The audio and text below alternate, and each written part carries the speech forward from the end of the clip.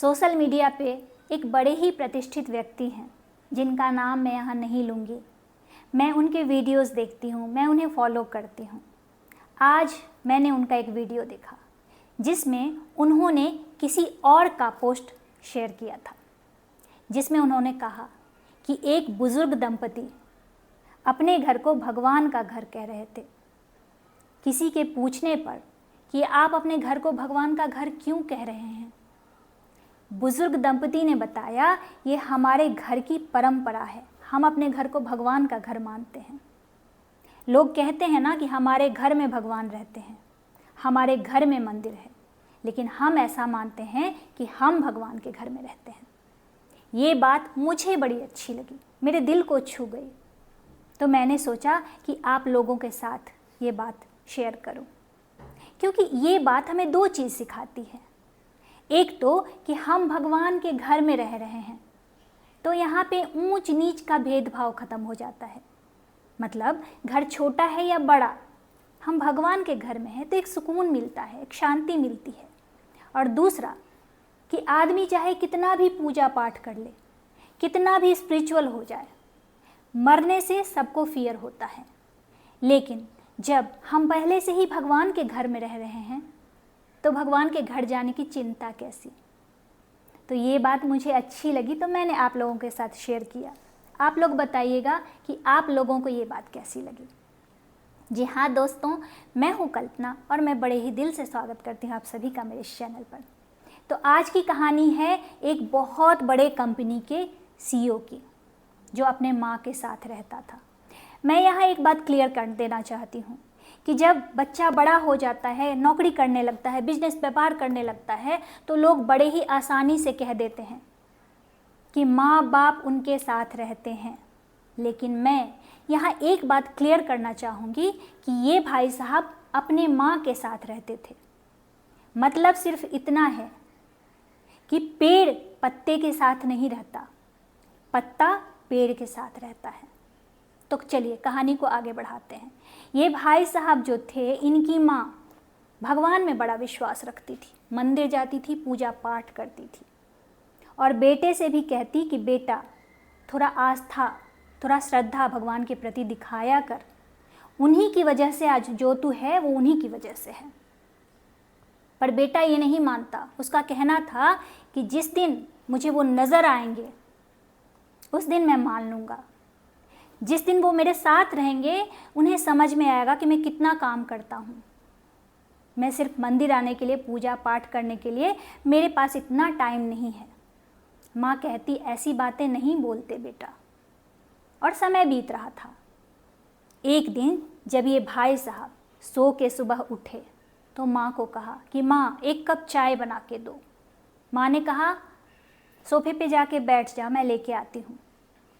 तभी call bell बजा, घर का कॉल बेल। भाई साहब के यहाँ नौकर चाकर अभी नहीं आए थे, सुबह के 7 बजे थे। इन्होंने जाके दरवाज़ा खोला।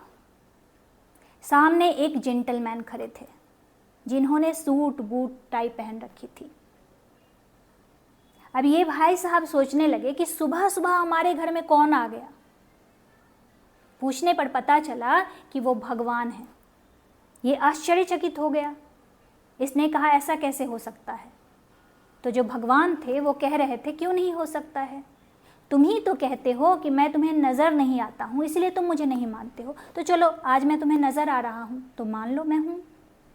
और तुम ही तो कहते हो भर दिन मेरे साथ रहो तो तुम्हें पता चलेगा कि मैं कितना काम करता हूँ। तो लो आज पूरे दिन मैं तुम्हारे साथ रहूँगा, लेकिन मैं किसी और को दिखाई नहीं दूंगा, सिर्फ तुम्हें दिखाई दूंगा।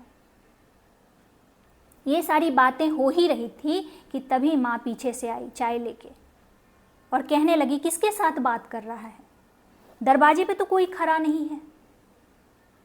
भाई साहब आश्चर्यचकित रह गए कि बात सच्ची है। जो व्यक्ति स्वरूप में भगवान मुझे दिखाई दे रहे हैं वो माँ को नहीं दिखाई दे रहे हैं। वो चुपचाप माँ के पास आए और चाय की प्याली ले ली और भगवान को इशारा किया कि अंदर आ जाइए, अंदर आके बैठिए। भगवान अंदर आए, बैठ गए। अब आदतन भाई साहब की आदत थी हर बात में नुक्ताचीनी करने की, तो चिल्लाते हुए माँ को बोले, माँ क्या पूरा बॉटल चीनी का डाल दिया क्या चाय में? चाय बहुत मीठी है। तभी नज़र पड़ी कि भगवान मुस्कुरा रहे हैं। भाई साहब को लगा ये क्या कर दिया मैंने, भगवान के सामने माँ को डांट दिया। अपने शब्दों को वापस लेते हुए कहने लगे, गलती हो गई माँ, चाय बहुत अच्छी बनी है, तुम जाओ अपना काम करो। माँ चली गई और थोड़ी देर में आवाज़ लगाई कि बेटा नहाने का पानी गर्म है, जाके नहा ले। जब ये भाई साहब चाय का प्लेट नीचे रख के नहाने उठे तो भगवान जी भी पीछे पीछे आने लगे। तो ये भाई साहब कहने लगे कि आप नहाने तक पीछे आओगे, वॉशरूम में भी पीछे आओगे क्या? तो भगवान जी ने कहा तो क्या हो गया, मैं तो रोज़ ही रहता हूँ। फ़र्क सिर्फ इतना है कि आज तुम्हें दिखाई दे रहा हूँ और बाकी दिन दिखाई नहीं देता हूँ। भाई साहब ने कहा बात जो भी हो, लेकिन वॉशरूम में प्लीज़ मत आओ, मुझे अच्छा नहीं लगेगा, आप बाहर ही बैठो। भगवान ने कहा ठीक है, जैसी तुम्हारी मर्ज़ी। वो नहाने चला गया, नहा धो के बाहर आया, तैयार हुआ, नाश्ता पानी किया और जाने के लिए, ऑफिस जाने के लिए गाड़ी निकाली। जैसे ही गाड़ी स्टार्ट हुई, पास वाली सीट पे भगवान जी बैठे थे। ये साहब कहने लगे कि आप मेरे साथ ऑफिस तक आओगे क्या? तो भगवान जी कहे कि हाँ क्यों नहीं, मैंने कहा ना आज पूरे दिन तुम्हारे साथ रहूँगा। तो भाई साहब ने कहा कि चलिए कोई बात नहीं, सीट बेल्ट तो पहन लीजिए। भगवान जी ने सीट बेल्ट पहन ली और गाड़ी चलाने लगा ये आदमी। आधी रास्ते गया था कि फ़ोन की घंटी बजी।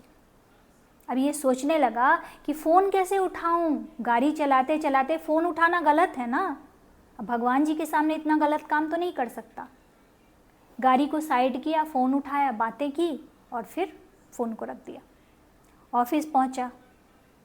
पहुंचते ही वॉचमैन को गाड़ी की चाबी दी और बड़े ही अदब से कहने लगा कि गाड़ी को पार्किंग में लगा दो, जबकि बाकी दिन बड़े गुस्से से बोलता था और वॉचमैन को उसके कपड़े के लिए डांटता, कपड़े गंदे हैं, कॉलर सीधा नहीं है, टोपी ठीक से नहीं पहनी है। लेकिन आज चूँकि भगवान जी साथ में थे, इसने वॉचमैन के साथ बड़ा अच्छा बिहेव किया। वॉचमैन भी आश्चर्यचकित हो गया कि आज साहब को क्या हुआ, आज बड़े अच्छे से बात कर रहे हैं, बड़े अच्छे मूड में लग रहे हैं, शायद आज कंपनी में पहला दिन साहब ऐसे बिहेव कर रहे हैं। खैर, ये आदमी अंदर पहुंचा। अंदर में आज बड़े क्लाइंट के साथ मीटिंग थी। मीटिंग शुरू हुई, मीटिंग अच्छी चली, डील पक्की हो गई और भाई साहब का आदत था 20-30 ऊपर की कमाई का। डील बड़ा था, भाई साहब ने सोचा कि कमाई अच्छी होगी। अब जैसे ही ऊपरी कमाई की बात होती, इन्होंने देखा सामने पैर झुलाते हुए, मुस्कुराते हुए भगवान जी देख रहे हैं। अब इन्होंने सोचा कि भगवान के सामने ऊपरी कमाई की बात करूंगा, ये तो बहुत गलत हो जाएगा। इन्होंने बिना किसी ऊपरी कमाई के डील पक्की कर दी। अब सामने वाला क्लाइंट भी आश्चर्यचकित कि पहले ही सुन रखा था कि इस कंपनी में जो डील होती है उसमें अच्छी खासी कमाई लेते हैं ये लोग, लेकिन आज तो पता नहीं आज कौन सा दिन है। बाकी एम्प्लॉयज़ भी बहुत ही चौंके हुए थे कि आज सर का बिहेव थोड़ा अलग ही है। खैर, जैसे तैसे वो दिन बड़ा अच्छा गया सबके लिए। शाम को ये लोग घर लौट के आए। डाइनिंग टेबल पर जब खाना लगा हुआ था तो बड़े ही अदब से ये आदमी बैठ गया और खाने लगा और भगवान को भी इशारे से ऑफर किया। माँ चुपचाप बैठी हुई बेटे का मुंह निहार रही थी, क्योंकि माँ की आदत थी रोज़ यही सब सुनने की कि आज सब्जी में मिर्च ज़्यादा है, आज दाल में नमक कम है, आज रोटी कच्ची रह गई है, आज चावल कच्चा रह गया है। लेकिन आज बेटा बड़े ही प्यार से खा रहा था। तो माँ ने कहा कि बेटा क्या हुआ, आज तुम बड़े प्यार से खा रहे हो, आज तुमने कोई नुक्ताचीनी नहीं की, कोई नुक्स नहीं निकाला। बेटा कहने लगा, नहीं माँ, खाने में कोई कमी नहीं है, खाना तो प्रसाद जैसा लग रहा है, आज तो भगवान का प्रसाद मिला है, तो मैं क्या नुक्स निकालूं, बहुत अच्छा खाना है। माँ ने कहा कि आज सूरज किधर से निकला था? बेटे ने कहा, समझ लो आज सूरज दिल से निकला है। माँ हंसने लगी और खाना ख़त्म हुआ। भाई साहब सोने के कमरे में गए, आदतन बुक निकाली, टीवी चलाया और सुट्टा मारने के लिए बैठ गए। तभी इनकी नज़र पड़ी बेड पर, भगवान जी लेटे हुए थे। भाई साहब डर गए कि अब इनके सामने बड़ा गलत हो जाएगा ना। फटाफट इन्होंने नीचे रख दिया, टीवी ऑफ किया, बुक रखा और बेड पे चले गए। भगवान ने कहा सो जा बेटा सो जा, ऐसे भी अच्छी नींद आएगी, पूरा दिन काम करके आया है, चल मैं तेरा सर दबा देता हूँ, बड़ी अच्छी गहरी नींद आएगी। जैसे ही लेटा भगवान ने सर दबाना शुरू कर दिया। सच में नींद बहुत अच्छी आई, बहुत गहरी आई। और ठीक सुबह 6 बजे माँ ने आवाज़ लगाई, उठ जा बेटे, नहाने का पानी गर्म है, चाय बन गई है। इसकी आँख खुली, हड़बड़ा के उठा, बगल के सीट पे देखा कोई नहीं था। तब इसे समझ में आया कि ये तो एक सपना देख रहा था जो कि बहुत खूबसूरत था। और आज जब ये सपने से उठा तो ऐसा लगा कि ये ज़िंदगी में पहली बार उठा है। आज इसके दिल के ज्ञान की चक्षु खुल गई है। इसने सोचा कि हम जो भी काम करते हैं, हम ये सोचते हैं कि हम ये काम कर रहे हैं, हमें कोई नहीं देख रहा है, लेकिन वास्तव में हर पल हमें कोई देख रहा होता है। और जब हम इस एहसास के साथ काम करते हैं कि हमें वो देख रहा है, हमसे कोई गलती नहीं होती है। तो क्या आपके साथ भी कभी कोई ऐसा इंसिडेंस हुआ है जब आपने महसूस किया हो कि आप जो कर रहे हैं उसे ऊपर वाला देख रहा है? तो उसको फॉलो कीजिए। आप जो भी काम करें ये सोच के करें कि ऊपर वाला देख रहा है, तो देखिए आपसे कभी कोई गलती हो ही नहीं सकती। कैसी लगी आप लोगों को ये कहानी? अगर कहानी अच्छी लगी हो तो अपने फैमिली और फ्रेंड में शेयर कर दीजिए। वीडियो अच्छा लगा हो तो इसे एक लाइक कर दीजिए। और ऐसे ही इंटरेस्टिंग और मोटिवेशनल स्टोरी सुनने के लिए सब्सक्राइब कर लीजिए मेरे यूट्यूब चैनल को और मेरे यूट्यूब परिवार का हिस्सा बनिए। कमेंट में सत्यमेव जयते लिखना बिल्कुल से मत भूलिए। चलिए अब आप सबसे विदा लेती हूँ। Jai Hind, take care, bye bye, thanks for watching.